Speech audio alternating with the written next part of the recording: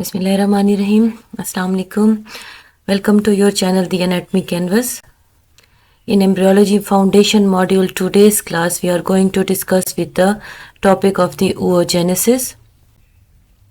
So before starting the topic of oogenesis, first have a view on diagram of the female genital system. So you will know all that the female gonads called ovaries are present, and these ovaries produces oocytes which are captured by the ovarian tubes, and these are the ovarian tubes, and this is the fimbriated end of the ovarian tube which captures the oocytes and then transport oocyte towards the uterine cavity. In the ampullary part of the fallopian tube, the fertilization take place, and the fertilized egg is then transported into the uterine cavity. This is the uterine cavity. Part of the uterus above the attachment is called the fundus, and this is the body of the uterus, and this part is the cervix of the uterus. Then it opens into the vaginal cavity. This is the internal cervical os, and this is the external cervical os. So again, another diagram showing you the female genital system, the gross anatomy of the female genital system. This is the uterus which is attached to the ovaries, through the ovarian ligament, and these are the uterine tubes or the fallopian tubes, and this one is the fimbriated end of the fallopian tube, and these are the ovaries which are producing the oocyte, and this is the broad ligament. This you can say this is the opening of the cervix into the vaginal cavity called the outer or external cervical os. And in this diagram, this is the section of the ovaries, in which you can see different parts of the ovaries. This is the center called medulla, and this is the periphery which is called the cortex of the ovary. And in this cortex of the ovary, oocytes are present in different stages of the maturation.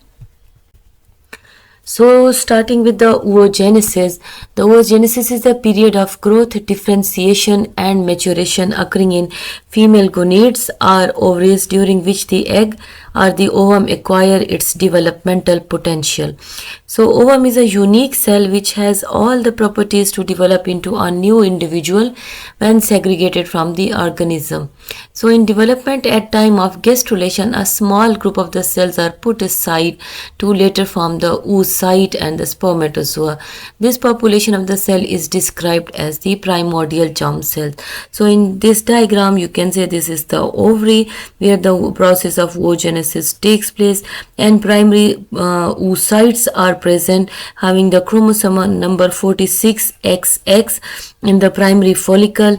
Then the follicular cells growing starts to development, and primary oocyte starts the first meiotic division. In this phase, you can see the small crescent shape enteral cavity is present, and the follicular cells have been stratified. This enteral cavity has been enlarged, and this is the released oocyte. So in intrauterine life, the cells which are going to form the primordial germ cells are formed in the epiblast in second week of development, and from epiblast during the process of gastrulation in second week they migrate towards the yolk sac. So this is very important MCQ for your exams point of view, that the origin of the primordial yolk sac is from epiblast. Then they reside in the yolk sac for 1 to 2 weeks, and in the 5th week they start to migrate from the yolk sac and reach the area of the developing gonads. Here these cells after arrival into gonads divide repeatedly by mitosis and increase their number, and these cells near the 5 month of intrauterine life they reach their maximum population, that is nearly 7 million cells are present at 5th month of the development. After 5th month of development, some of the cells still dividing mitotically, and some of the cells starts meiosis, and they have entered into the meiosis 1, and they are forming the primary oocyte. Then the atresia take place and number of the cells starts to decrease. So at birth nearly 40,000 cells are present. and these cells and not actually 40,000 at birth. These are 6 to 7 lakh at birth, but at the time of puberty they are 40,000, and out of these 40,000 only 500 cells will continue the process of the ovulation and they are released, and in each menstrual cycle only one oocyte is released from the ovaries. So you can understand that the large number of the cells are present at 5th month, nearly 7 million cells. At 7 months they start to degenerate. At birth their number is nearly about 6 to 7 lakh. At the time of the of puberty their number is 40,000, and out of these 40,000, 500 only are the total number of the cells which complete their meiotic divisions and form the mature or the Graphene follicle. So here another very important point to remember is that as these cells enter into the first meiotic division from the 7th month of the intrauterine life, and they are arrested at the diplotin stage of the meiosis 1 till the age of the menopause, nearly 40 years or more.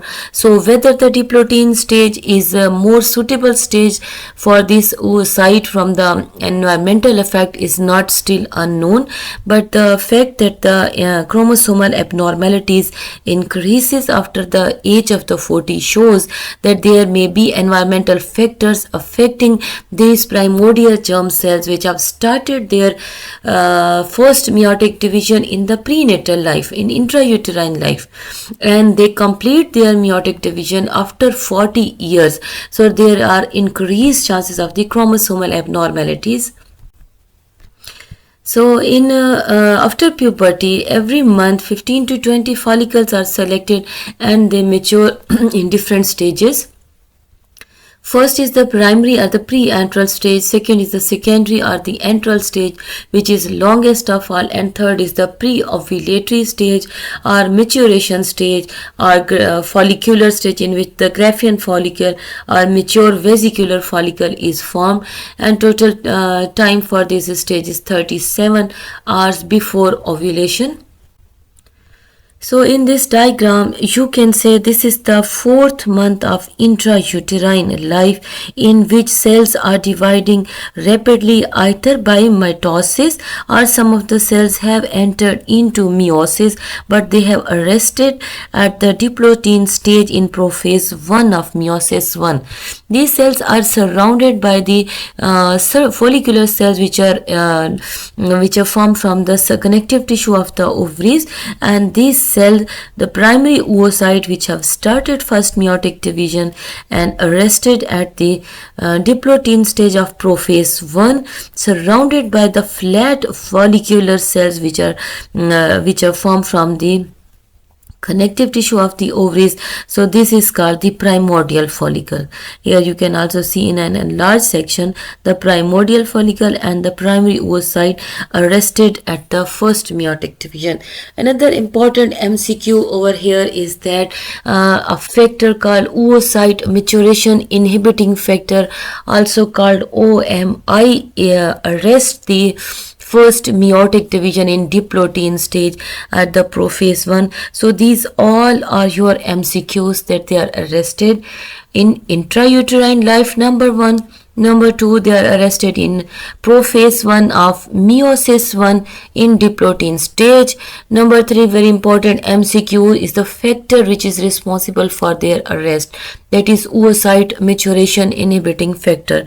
So another important point is that in females, oogenesis starts in the intrauterine life, while in males the spermatogenesis starts at puberty. So this is another important point from MCQ as well as for the comparison point of view between oogenesis and spermatogenesis. So what happens next? This is the primordial follicle consisting of the primary oocyte, and this primary oocyte is present in the arrested at the prophase 1 of the meiosis 1 and surrounded by the flat flat follicular cells forming the granular flat follicular cells surrounding it, and surrounding the flat follicular cell there is the connective tissue. So this is the H and E stain section of the primordial follicle. This is the primary oocyte, and this is the nucleus of the primary oocyte, and these are the flat follicular cells which are surrounding the primordial follicle. So after puberty, during each cycle 5 to 15 primordial cells are recruited and they starts to develop. So as as their growth phase started, they become the primary follicle. During this phase, initially the flat follicular cells become cuboidal in nature, and later on they become the stratified. They rest on a basement membrane which separates them from surrounding connective tissue, and this surrounding connective tissue is forming the theca of the primary follicle, and also called theca folliculi. At this stage also the follicular cells as well as the oocytes starts to secrete a layer in between the oocyte and the follicular cell. This is the granulosa cell layer.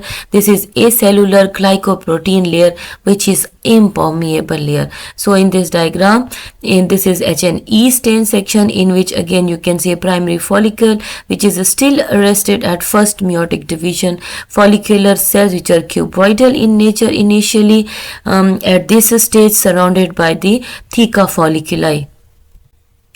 So after this, the cells become stratified in the primary follicles, and then the fluid starts to accumulate and form the spaces. Initially, this is a crescent shape space present in the follicle, and at this stage it is called the secondary follicle. When this crescent shape space increases and fluid accumulates, and these fluid filled cavities coalesce, they form a large antrum inside. So this is called then it will be called the enteral stage. So this is the pre-enteral. This one is pre-enteral stage. In this stage you can also identify this is the primary oocyte. It has started to complete its first meiotic division. Zona pellucida layer is present. These are the stratified layer of the granulosa cells, and these are resting on the basement membrane over here, surrounded by the theca layer, theca folliculi, and at this stage theca folliculi has also arranged itself into two layers. The inner layer is a cellular, which is called the theca interna, and the cells are mainly the steroid secreting in nature, and outer layer is the fibrous in nature. So when these fluid filled cavities coalesce and they form a large antrum, at this stage the oocyte is present. It is pushed toward one side, and surrounding granulosa cells are now called the cumulus oophorus cell. At this stage, total size of the this developing enteral follicle is nearly 25 millimeter. So these are the different stages. The primary oocyte, which is present in the prenatal life, and it has at the puberty it has started to divide and complete its first meiotic division.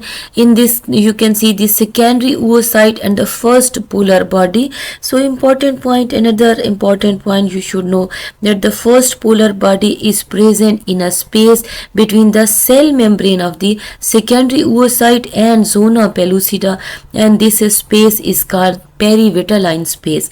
Whether this first polar body also completes its second meiotic division, it is not known.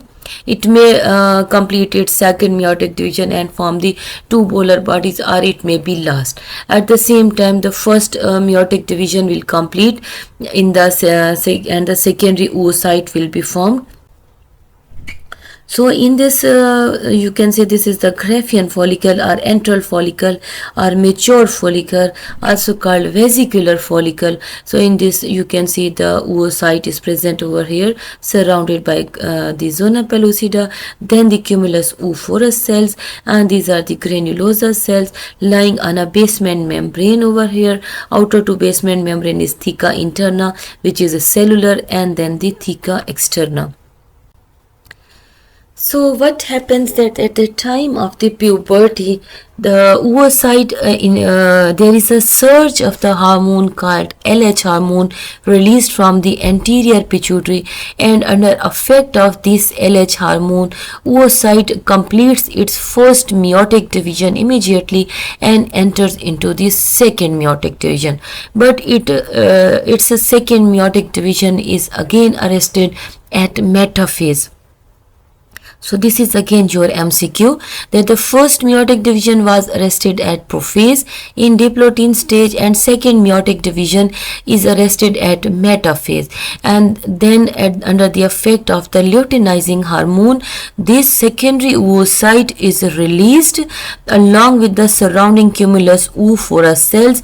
These cumulus oophorus cells now rearrange themselves around the secondary oocyte, and they will form the corona radiata. The remaining structure will form the corpus luteum. So this is the corpus luteum. At this stage, corpus luteum, the cell number increases, vascularity increases, and size become more than 25 millimeter. Luteinization occur, and this is all because of the luteinizing hormone which is released from the anterior pituitary gland. Another important point you must remember, that the secondary oocyte which has been released at this stage, it will only complete its second meiotic division if it is fertilized.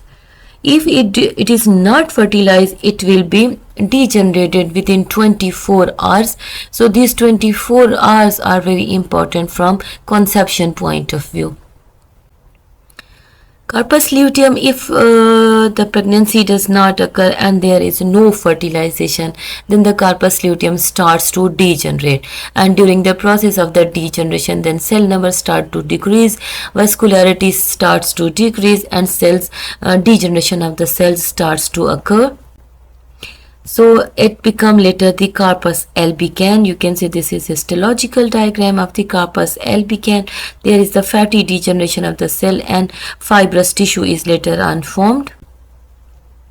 This is the section of the ovary in which you can see different stages. These are the pool of the primordial follicle, and this is the primary follicle which has started to grow under the effect of the follicle stimulating hormone. Then the secondary follicle, the Graphene follicle, then the process of the ovulation, during which oocyte is released surrounded by cumulus oophorus cells. These cumulus oophorus cells will form the corona radiata. The remaining structure will form the corpus luteum. Corpus luteum, if pregnancy does not occur, degenerate, form the corpus albicans, and later on the corpus triticum is also formed. Again, another diagram which show how this developing secondary oocyte is captured. So at the time of the ovulation, fimbria of the uterine tube sweep and they come to cover the area where the Graphene follicle is present. So under the effect of the LH hormone, the oocyte is released. This is secondary oocyte which is arrested in metaphase of the second meiotic division, and this is captured by the fimbria and it enters into the lumen of the uterine tube, and in the ampullary part of the uterine tube usually fertilization take place. So if fertilization occur, it will take place over here, and if fertilization do not occur, then after 24 hours the secondary oocyte will degenerate. So this is a detailed review at the end of the oogenesis. These are the oogonia, and these are the stages which are present in prenatal life. You should understand that these are the stages of prenatal life. These are oogonia, having diploid number of chromosome and repeatedly dividing by mitosis. When these cells starts meiosis, they become primary oocyte, and they are forming the primordial follicle, and then they are arrested at the prophase of the first meiotic division till the time of the puberty.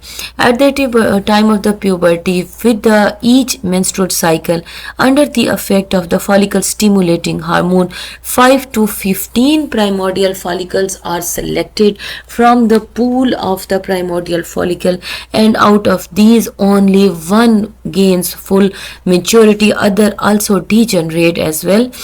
So when the primary oocyte completes its first meiotic division, it becomes the secondary oocyte, and first polar body is formed. First polar body then divide into two polar bodies, and the secondary oocyte, after ovulation, if fertilization take place, it will form the it will complete its second meiotic division and will fertilize with the sperm, forming the zygote, and second polar body, another polar body is formed, and this polar body will later on degenerate. So in intrauterine, different features which are important from the MCQ's point of view, that the intrauterine, the primordial follicles are present, and these primordial follicles are present in meiosis 1, arrested at the prophase in the diploidine stage. Then at puberty, what happens? Monthly ovarian cycle started, and primary follicle starts to develop into secondary follicle. Secondary follicle, meiosis 1 incompleted, and secondary oocyte and first polar body is formed. Then second meiotic division starts, and after ovulation, if fertilization occur, the second meiotic division is complete, which will result to mature oocyte, which will be fertilized with the sperm, and another polar body will be formed. So in intrauterine life, this is the comparison from intrauterine to at puberty. In intrauterine life, you can see only the primordial follicle. At puberty, the pool of the primordial follicles are present. Some primary follicles, some secondary follicles are also present. In intrauterine life, you can see only the primary oocytes which are present in the primordial follicle. Here, secondary oocytes are present. In intrauterine life, the first meiotic division till the prophase. Here the first will complete, second will stop, second will start, and it will be arrested at metaphase, and it will be completed only if fertilization take place. So this is detail the ovary, where the process of the oogenesis is present. This is the primary oocyte and surrounded by the follicular cells. This is the pre-enteral stage in which crescent shape cavity is present, having the fluid. When this fluid filled cavities increases and these cavities coalesce, a large cavity is formed. At this stage, the Graphene follicle is also formed. First meiotic division is completed. Secondary oocyte is formed, and then after ovulation, the cumulus oophorus cells now rearrange themselves, forming the corona radiata. So this is again the spermatogenesis which takes place in testes. All of the process of the spermatogenesis starts after puberty. This is very important from comparison point of view between the two processes. Then the spermatogenesis, spermatogonia having 46 chromosomes and primary spermatocyte having 46 chromosomes. They start first meiotic division, then form secondary, and secondary will after second meiotic division will form the spermatid, which by process of spermiogenesis will form the mature spermatozoa. So this spermatogenesis we will study in detail in the next class. Here I complete my lecture for today, that is the oogenesis, and this is your reference, Langman's Medical Embryology, that is the chapter 2. Thank you so much for your attention, all dear students, and Allah Hafiz till the next lecture.